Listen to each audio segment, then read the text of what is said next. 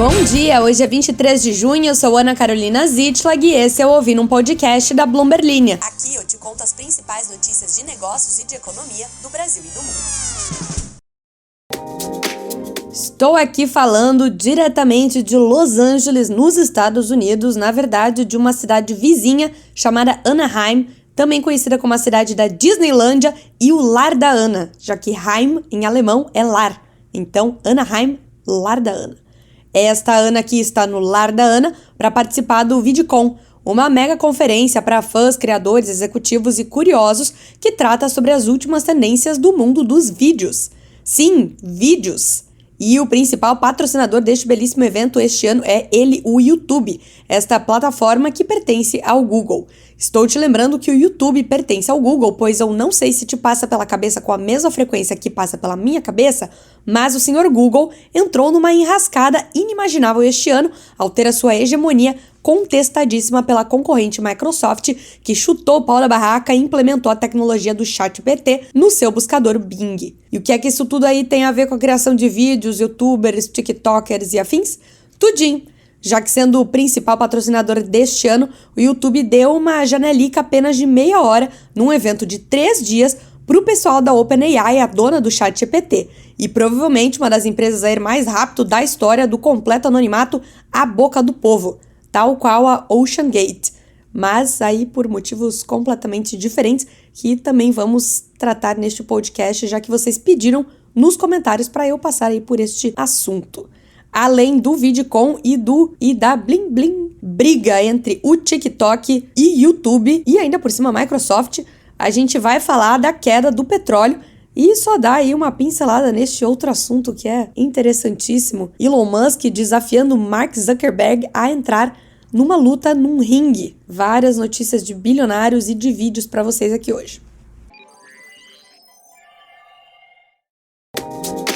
Vou começar pelas notícias, para você aí que tem pressa e pode depois, VaptVupt, passar pelo parte final, que é a parte do VidCon, e deixar esses devaneios aí para quando você voltar do trabalho, não quando você estiver indo para o trabalho e precisar do seu combustível matinal de notícias. Vou começar com o petróleo. O petróleo, tipo Brent, que serve de referência para a Petrobras, afundou nesta quinta-feira depois que o tom mais agressivo do Banco Central americano minou a confiança do mercado de uma potencial pausa prolongada da alta de juros por lá. Por aqui, no caso, porque eu estou nos Estados Unidos, né? Então, para uma alta de juros potencial aqui nos Estados Unidos. O barril do petróleo de referência global teve queda de até 3,8%. O presidente do Federal Reserve, Jerome Powell, alertou que mais aumentos de juros provavelmente vão ser necessários para conter a inflação. Os comentários mais duros do chefe do BC americano foram seguidos pela decisão do Banco da Inglaterra de levar sua taxa básica mais do que o esperado. A Noruega também subiu juros. O petróleo, na maioria das sessões desde o início de maio, tem operado dentro de uma faixa mais restrita. Por um lado, a cotação está sofrendo pressão de juros altos e de suprimentos robustos ou bem servidos, enquanto por outra, a OPEP, Organização dos Países Exportadores de Petróleo, que limitou a produção para tentar sustentar os preços. Mais um motivo para a gente falar sobre a Arábia Saudita, que é uma membra desta organização aí, né? Semana que vem estaremos comentando um pouco mais sobre a Arábia Saudita, vamos chegar lá. O caso agora é que o petróleo voltou a subir por conta desse medo aí de que mais juros aqui nos Estados Unidos possam frear a economia global.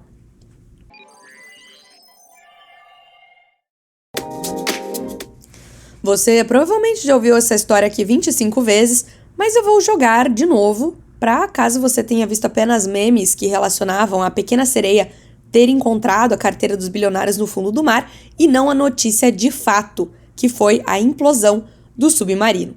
Os 5 tripulantes do submarino desaparecido, que se dirigia ao Titanic, morreram devido a uma implosão catastrófica da embarcação. A Guarda Costeira dos Estados Unidos chegou a essa conclusão depois de examinar detritos encontrados nesta quinta-feira, que foram vistos por meio de um dispositivo controlado remotamente. Os destroços foram encontrados a 488 metros da proa do Titanic. A saga do submarino desaparecido, conhecido como Titã, despertou o fascínio global, muito provavelmente o seu também, porque vocês todos são velhas fofoqueiras aqui deste podcast, com as equipes de resgate correndo contra o tempo preocupadas com o fato de que o suprimento estimado de oxigênio de 96 horas estava diminuindo depois que o submarino perdeu contato com o navio de pesquisa canadense Polar no domingo. A Guarda Costeira dos Estados Unidos disse no início dessa semana que sons não identificados tinham sido detectados durante a busca, mas esses ruídos não estavam ligados à embarcação desaparecida. Pequena Sereia, eu sempre acreditei. A bordo do Titã estavam o Hamish Harding, de 58 anos, do Reino Unido, que é fundador da companhia de investimentos Action Group e um ávido aventureiro, o especialista marítimo francês Paul-Henri Nargolet,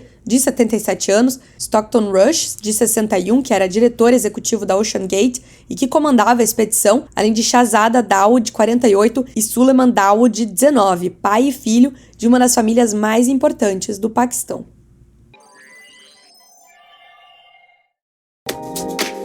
Ainda falando de bilionários e suas ideias por vezes excêntricas, Elon Musk mandou essa aqui, em resposta a uma mensagem de um usuário do Twitter sobre planos da Meta de lançar um serviço concorrente. Ele chamou o Mark Zuckerberg, o CEO da empresa, na chincha para uma luta num ringue de verdade. Diz ele, eu topo uma luta em um ringue se ele topar. LOL.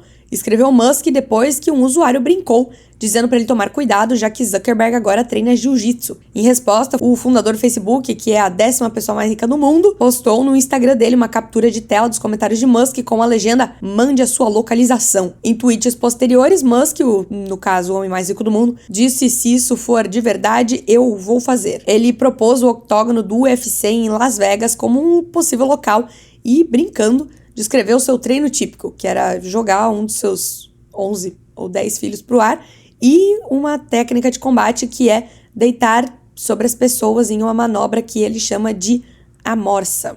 Com todo o respeito, eu estou com bastante sono e acabei de perder aí alguns minutos lendo essa notícia. Vamos então entrar no assunto VidCon, que eu acho que você aí ouvinte, aí conhecendo, tendo essa intimidade que a gente tem aqui, que eu tenho uma intimidade com você, se você conhece o nickname de vocês do Spotify, não é todo mundo que tem acesso ao Spotify de todo mundo, né? Quantas pessoas aí que você conhece na vida real que te seguem no Spotify e eu sei o nome da tua conta, porque aparece ali pra mim quando tu comenta. Então eu sinto que a gente tem uma intimidade.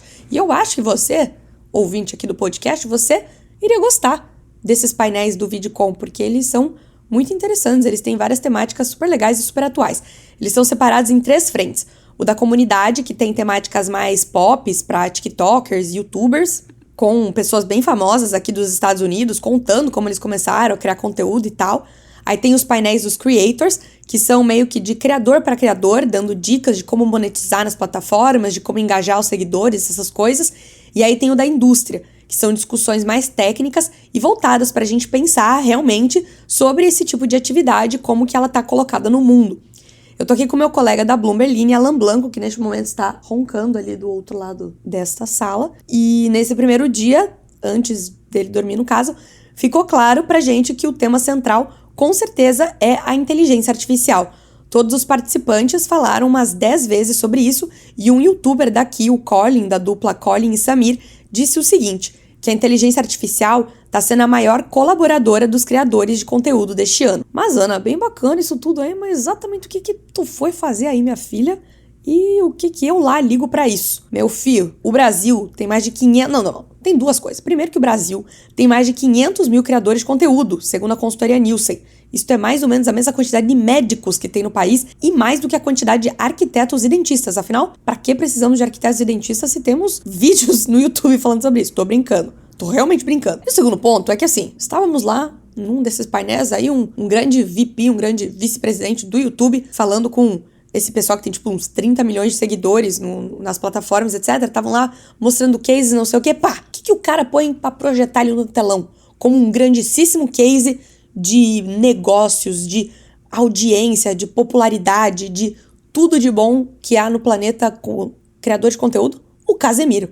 O Casemiro é o maior. Segundo esses caras, segundo eles mesmos, é o maior. Então, assim, você, brasileiro, tem que se importar com o que está acontecendo aqui nesse momento. Se o Casemiro é o grande expoente aí mundial dos criadores de conteúdo, a gente tem que saber o que está rolando, né? Então, por isso que estamos aqui. Inclusive, segundo o Goldman Sachs, À medida que esse ecossistema aí conhecido como Creator Economy cresce, esse mercado total disponível pode chegar nos próximos 5 anos a 480 bilhões de dólares, mais do que o dobro do que é agora. E isso que eu nem comecei a falar ainda dessa briga em torno da inteligência artificial, já que a Microsoft saiu na frente com o ChatGPT e também tem outras empresas que estão, inclusive, aí no evento falando sobre as ferramentas que elas já desenvolveram, que já estão aplicando para ajudar criadores de conteúdo a fazer os seus vídeos com mais perfeição. Então, simplesmente qualquer um pode pegar um celular e pode fazer um conteúdo de primeiríssima qualidade. Inclusive, você pode fazer, te encorajo. Se você tem vontade de falar sobre alguma coisa,